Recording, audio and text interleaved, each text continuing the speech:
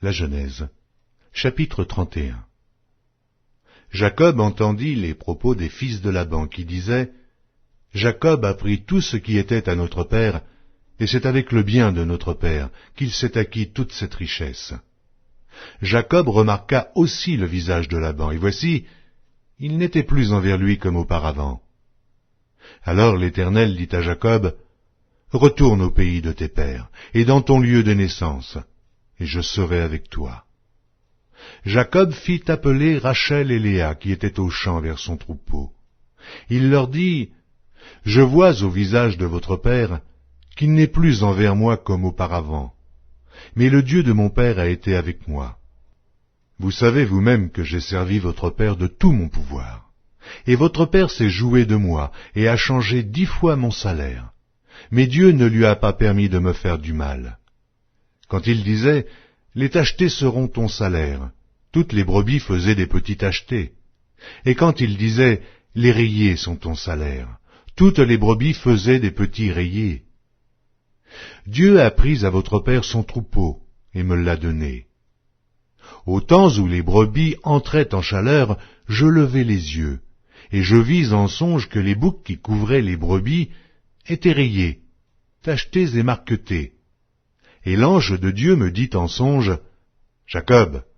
Je répondis, « Me voici. » Et il dit, « Lève les yeux et regarde. Tous les boucs qui couvrent les brebis sont rayés, tachetés et marquetés, car j'ai vu tout ce que te fait Laban. Je suis le Dieu de Béthel, où tu as oint un monument, où tu m'as fait un vœu. Maintenant lève-toi, sors de ce pays, et retourne au pays de ta naissance. » Rachel et Léa répondirent et lui dirent, « Avons-nous encore une part et un héritage dans la maison de notre père? Ne sommes-nous pas regardés par lui comme des étrangères, puisqu'il nous a vendus et qu'il a mangé notre argent? Toute la richesse que Dieu a ôtée à notre père appartient à nous et à nos enfants. Fais maintenant tout ce que Dieu t'a dit. » Jacob se leva, il fit monter ses enfants et ses femmes sur les chameaux. Il emmena tout son troupeau et tous les biens qu'il possédait, le troupeau qui lui appartenait, qu'il avait acquis à Paddan-aram, et il s'en alla vers Isaac, son père, au pays de Canaan. Tandis que Laban était allé tondre ses brebis, Rachel déroba les téraphins de son père. Et Jacob trompa Laban, l'araméen, en ne l'avertissant pas de sa fuite. Il s'enfuit avec tout ce qui lui appartenait. Il se leva, traversa le fleuve et se dirigea vers la montagne de Galaad. Le 3e jour, on annonça à Laban que Jacob s'était enfui. Il prit avec lui ses frères, le poursuivit 7 journées de marche et l'atteignit à la montagne de Galaad. Mais Dieu apparut la nuit en songe à Laban l'araméen et lui dit, « Garde-toi de parler à Jacob, ni en bien, ni en mal. » Laban atteignit donc Jacob. Jacob avait dressé sa tente sur la montagne. Laban dressa aussi la sienne avec ses frères sur la montagne de Galaad. Alors Laban dit à Jacob, « Qu'as-tu fait? Pourquoi m'as-tu trompé, et emmènes-tu mes filles comme des captives par l'épée? Pourquoi as-tu pris la fuite en cachette, m'as-tu trompé, et ne m'as-tu point averti? Je t'aurais laissé partir au milieu des réjouissances et des chants, au son du tambourin et de la harpe. Tu ne m'as pas permis d'embrasser mes fils et mes filles, c'est en insensé que tu as agi. Ma main est assez forte pour vous faire du mal. Mais le Dieu de votre père m'a dit hier, « Garde-toi de parler à Jacob, ni en bien, ni en mal. » Maintenant que tu es parti parce que tu languissais après la maison de ton père, pourquoi as-tu dérobé mes dieux? Jacob répondit et dit à Laban, « J'avais de la crainte à la pensée que tu m'enlèverais peut-être tes filles. Mais périsse celui auprès duquel tu trouveras tes dieux. En présence de nos frères, examine ce qui t'appartient chez moi et prends-le. » Jacob ne savait pas que Rachel les eût dérobés. Laban entra dans la tente de Jacob, dans la tente de Léa, dans la tente des 2 servantes, et il ne trouva rien. Il sortit de la tente de Léa et entra dans la tente de Rachel. Rachel avait pris les téraphins, les avait mis sous le bas du chameau, et s'était assise dessus. Laban fouilla toute la tente, et ne trouva rien.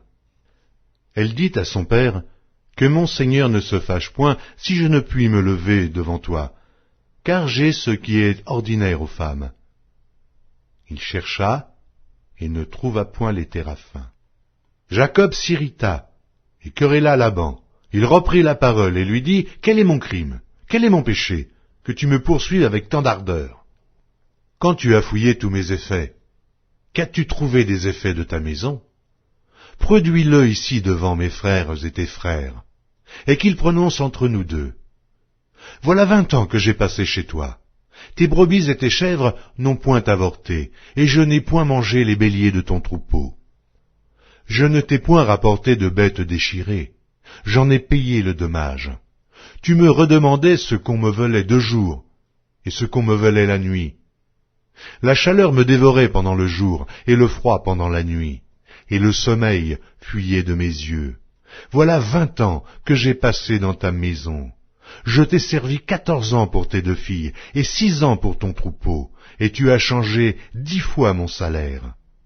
Si je n'eusse pas eu pour moi le Dieu de mon père, le Dieu d'Abraham, celui qui craint Isaac, tu m'aurais maintenant renvoyé à vide.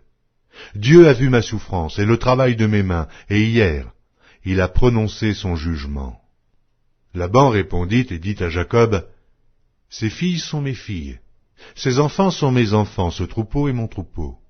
Et tout ce que tu vois est à moi. Et que puis-je faire aujourd'hui pour mes filles, ou pour leurs enfants qu'elles ont mis au monde?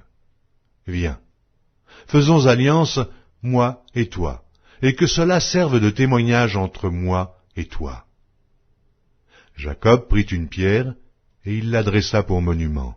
Jacob dit à ses frères, « Ramassez des pierres. » Ils prirent des pierres et firent un monceau, et ils mangèrent là sur le monceau. Laban l'appela Jégar Saaduta, et Jacob l'appela Galed. Laban dit, « Que ce monceau serve aujourd'hui de témoignage entre moi et toi. » C'est pourquoi on lui a donné le nom de Galed. On l'appelle aussi Mitzpah, parce que Laban dit, « Que l'Éternel veille sur toi et sur moi, quand nous nous serons l'un et l'autre perdus de vue. Si tu maltraites mes filles, et si tu prends encore d'autres femmes, ce n'est pas un homme qui sera avec nous, prends-y garde. C'est Dieu qui sera témoin entre moi et toi. » Laban dit à Jacob, « Voici ce monceau, et voici ce monument que j'ai élevé entre moi et toi. Que ce monceau soit témoin, et que ce monument soit témoin, que je n'irai point vers toi au-delà de ce monceau, et que tu ne viendras point vers moi au-delà de ce monceau et de ce monument, pour agir méchamment. Que le Dieu d'Abraham et de Nachor, que le Dieu de leur père soit juge entre nous. » Jacob jura par celui qui craignait Isaac. Jacob offrit un sacrifice sur la montagne, et il invita ses frères à manger. Ils mangèrent donc, et passèrent la nuit sur la montagne.